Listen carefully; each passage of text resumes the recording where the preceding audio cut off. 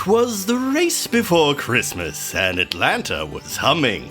The skies were all blue, but the rain was a-comin'. Brian, we're not doing that. Eric, Brian, back from Road Atlanta.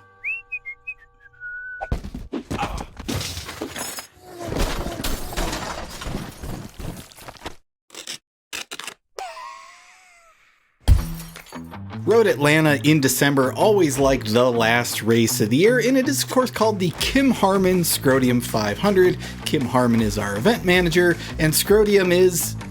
Can we go one video without using the word scrotium? No. Scrotium? Is that a new element? That's my favorite element. Yeah. They keep your feet warm okay, but there's the problem of your scrotum staying Can we go one video without saying the word scrotium?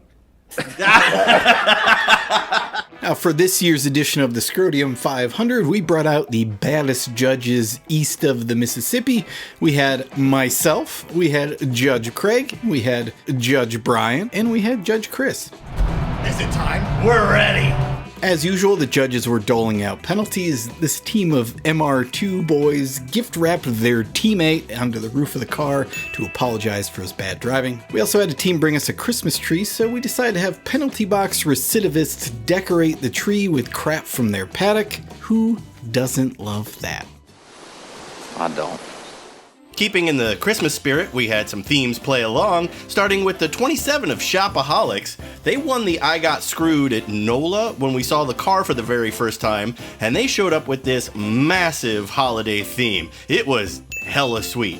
But then, they blew up a half shaft, which is always fun, but they fixed that no problem and got a bunch of laps. Peacockified Racing had their Hyundai Elantra, and they brought a Christmas vacation theme with the correct outfits and what may or may not have been Aunt Bethany's cat wrapped up.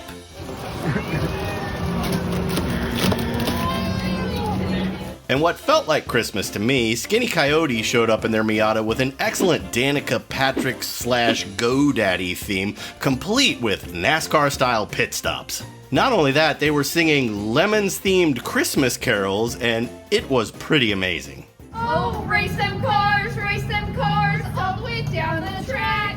We don't mind the parts falling off, we'll just zip tie the back. Hey! The Madagascar team, which is a couple of families who have been longtime friends, did a choreographed Madagascar dance the way they do every single race. We've seen them like 3 or 4 times this year in their rookie season. This is how you make a splash in your first Lemons year. The Jeep Grand Cherokee of Reformation Racing won the IOE at Road Atlanta last year, and Eric said in the wrap-up that it is basically a BMW 3 Series. So the team leaned into it with a Need for Speed BMW M3 GTR theme. That was hella sweet. On the subject of SUVs, Apex Therapy Racing had their Chevy Blazer, which was done up like Cheech and Chong. Get it? Cheech and Chong Blazer? Yeah, unfortunately, the Blazer was a little too on theme by blowing a gigantic hole in the engine block, letting all of the smoke out. Blazer. Another car that's always good to see was Gary the Snail. I want to talk about Type 3 fun. This is a BMW, and the team name refers to the 3 types of fun. Type 1 is good and memorable, like a Pacific Coast Highway drive vacation. Type 2 is, like difficult and challenging, probably not very fun at the time, but memorable, like hiking the Appalachian Trail. And Type 3 is basically something that ends in disaster and gives you PTSD.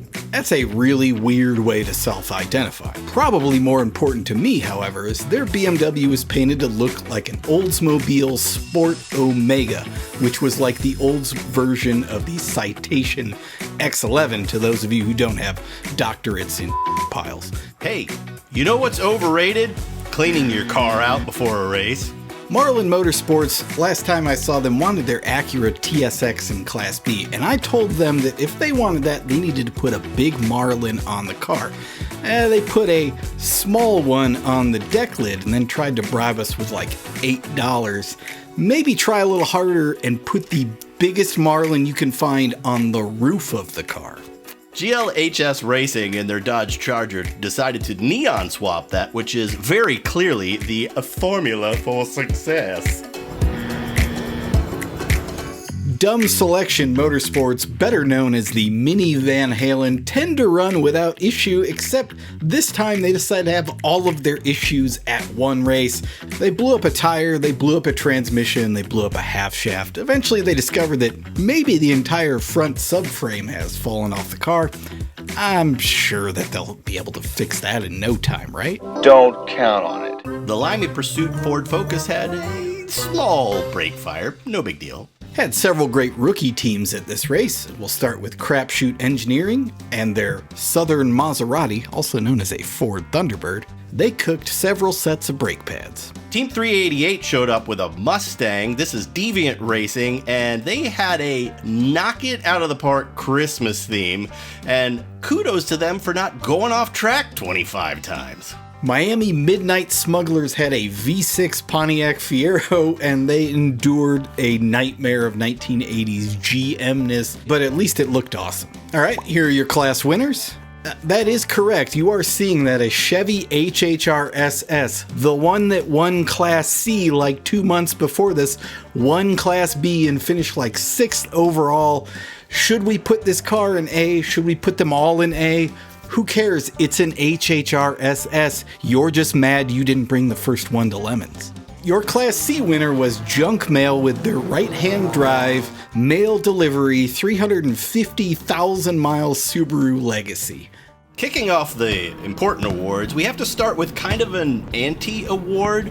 Team Repo Man is a team that we really love because they don't quit no matter what.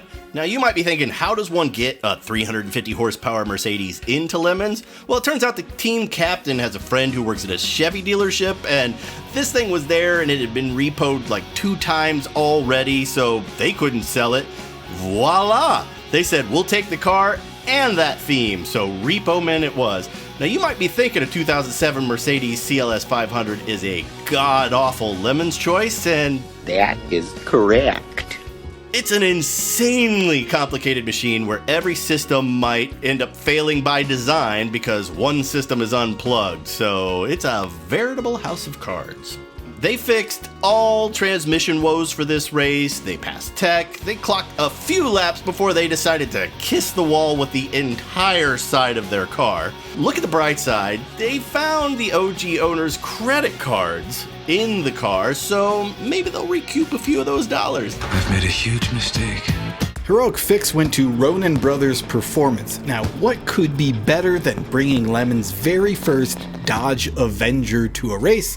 Well, bringing that Avenger to a race, blowing up the Dodge Avenger's motor, and then getting a new junkyard engine to put into that same Dodge Avenger in about 6 hours. Now, they put that junkyard Dodge Avenger motor into their Dodge Avenger so that their Dodge Avenger could finish the entire weekend, and it ran all of Sunday.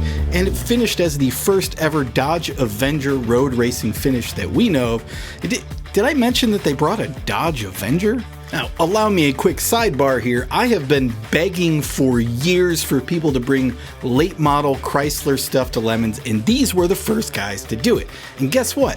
They took home a trophy. And if it wasn't the Heroic Fix, it would have been something else. Now, I just went to a junkyard where these dudes found their Dodge Avenger motor and found many perfect candidates in the space of like 30 feet.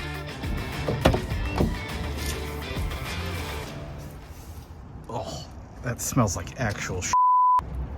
Speaking of the I shit you not racing boys won the I Got Screwed in their Chevy Cobalt. Now they rolled into a Road Atlanta full of hope because they finished second to their friends at Burp Racing earlier this year. Now, after blowing up their motor this time on day 1, they swapped in a new engine and promptly blew that one up after 2 laps. 2 laps, 2 engines. It's a tale as old as time. Turns out even the legendary Ecotech Chevy Cobalt can't escape the glorious stupidity of Lemon's level abuse. How does it feel losing to a Dodge Avenger? Well, shit.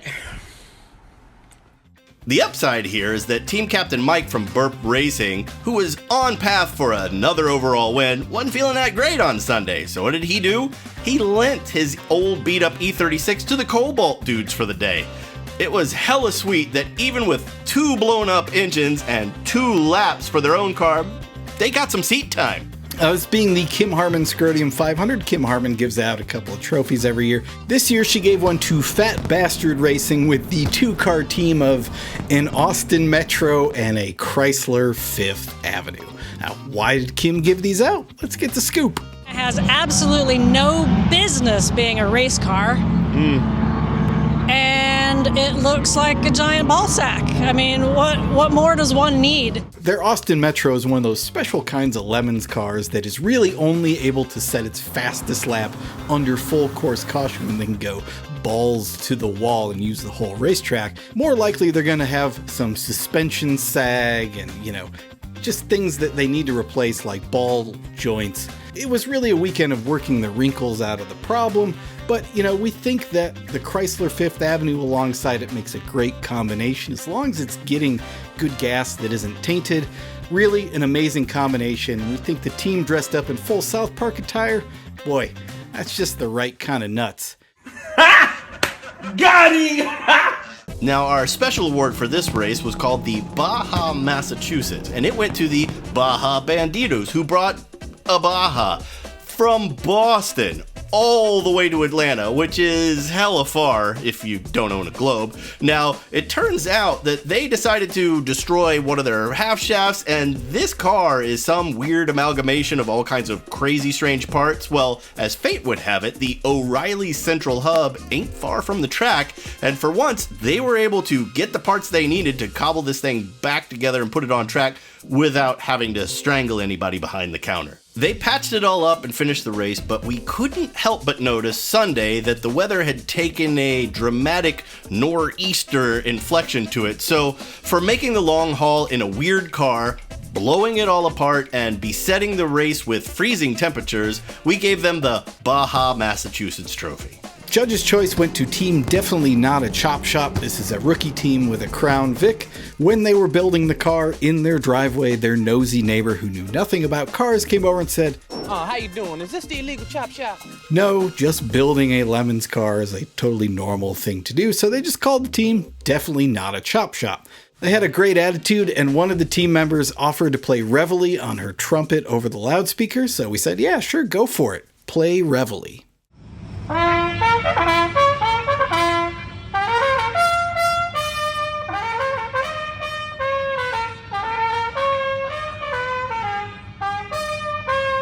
Now, it turns out, before we get to Organizer's Choice, this was the weekend of rookie teams with bone stock Crown Vics. So Org Choice obviously had to go to one of those. What's interesting about this one is this team started building theirs on the Sunday before the race. Now, for those of you who are mathematically inclined, that is a 5-day build, and that is completely insane. They showed up on Friday, possibly having not slept, and still rolled up with the car wearing a full Wonder Bread Ricky Bobby theme. Now, let this be a lesson to you people that have been doing this for a long time, that just show up with your plain, uninteresting car. These dudes built and themed their car in 5 days. Do better. Halloween Meets Gasoline goes to the team with the best theme, comes with $1,000, and it went to Hornet's Nest Racing with their Honda Accord. Now, we've often said that a great Lemons theme is like one of those themes that one person gets in the paddock. These guys took it to the next level and made their theme one guy in the paddock. Now, we're not talking about a movie character or a game character, but a Lemons racer, Randy from the I Shit You Not Cobalt team. The team met him at their last race when the two teams bumped together and Randy had happened to be the guy who did it, so they got him to sign the car after, maybe he denied it a little bit. And once they met him, they decided that Randy is Lemons personified. So the whole team returned dressed in full Randy garb, and man, was it great. It was weird. They were dressed as him the whole weekend. They stole his golf cart. Randy, real Randy, and the fake Randys filed a lawsuit against me at the potluck. That was weird. But generally, they made sure that everybody knew that Randy is a legend. We love that kind of very narrow, focused, awesome theme. Everybody was having a great time with it. Halloween Meets Gasoline. The top prize for this race, the IOE, went to Move Over Motorsports in their E300 diesel. Now, it's inevitable that after this many races, people start to develop certain habits of sorts. They love going with specific motors, specific chassis, but the one thing they all have in common is they're typically burning gas. Our IOE for this race was a Mercedes Turbo Diesel. Turbo Diesel!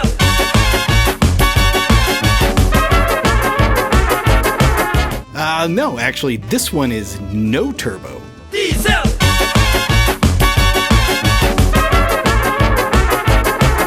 The stats here are totally worth listing. I believe it's 134 horsepower, 3,700 pounds.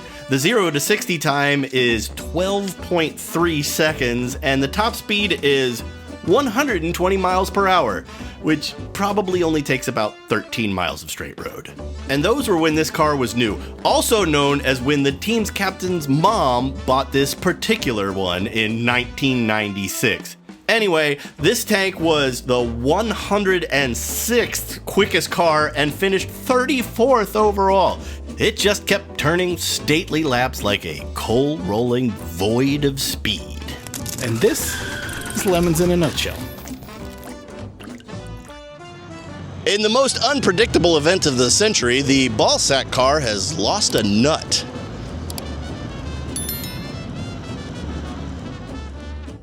Every second you don't subscribe or watch one of these videos, another Vega is sent to the crusher. Won't you help us save Classic?